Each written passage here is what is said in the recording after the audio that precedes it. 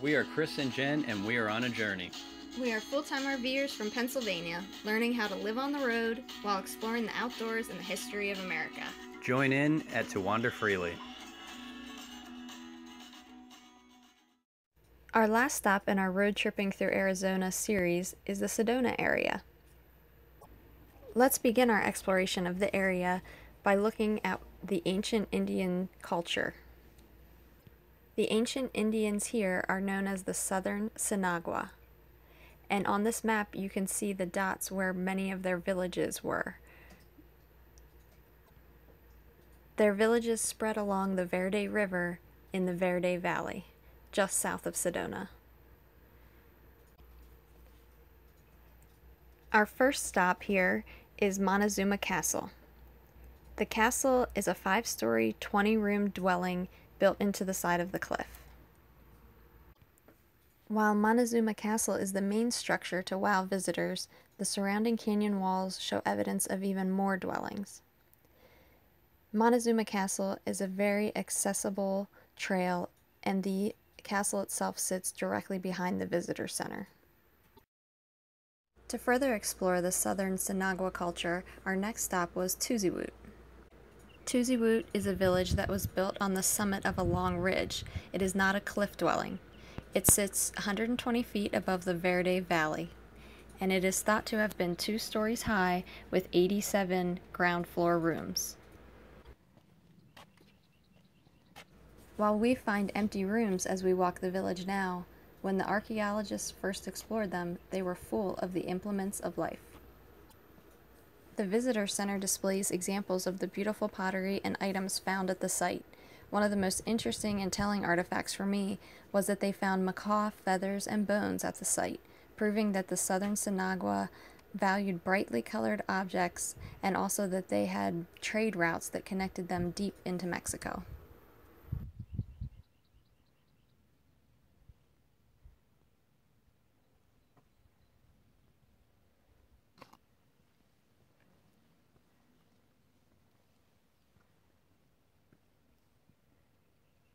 Like so many ancient Indian cultures, the Southern Sinagua abandoned their villages in the 1400s, and archaeologists can only speculate as to what happened and why.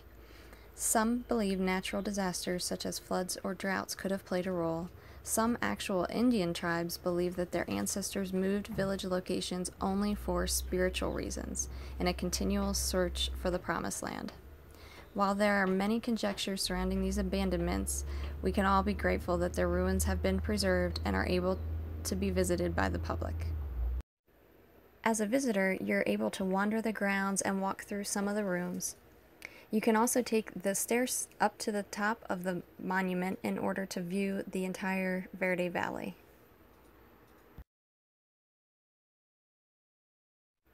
Looking down over the village gives you a chance to imagine what life was like for the Southern Sinagua.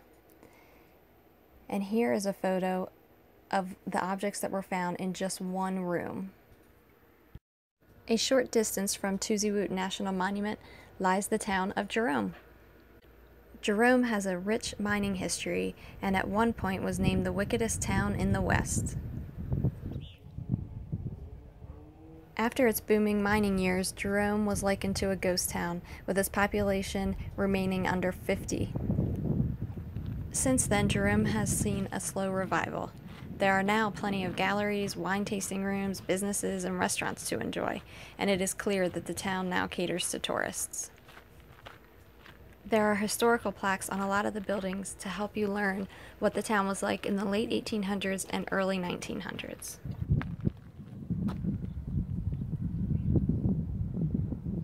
A sight not to be missed is the sliding jail.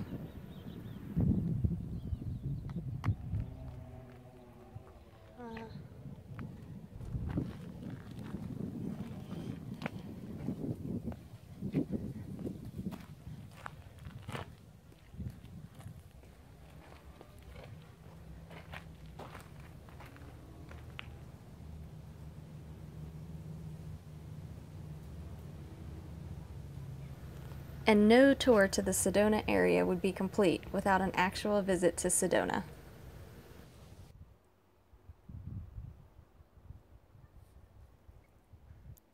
Welcome to the Red Rocks of Sedona, Arizona.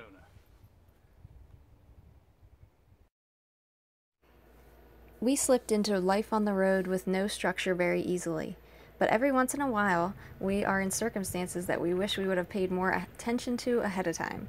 For example, we arrived in the Sedona area over Memorial Day weekend. Big mistake. The standstill traffic kept our visit to town very short, but what we did see of it was very lovely. We did, however, get to enjoy Little Horse Trail just outside of Sedona. Why don't you come along and see what it was like?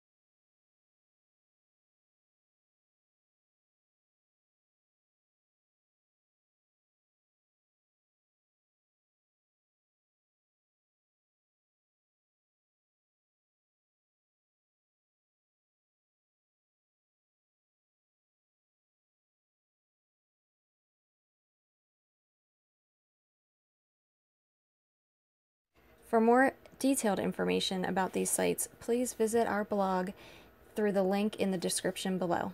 Thanks for watching.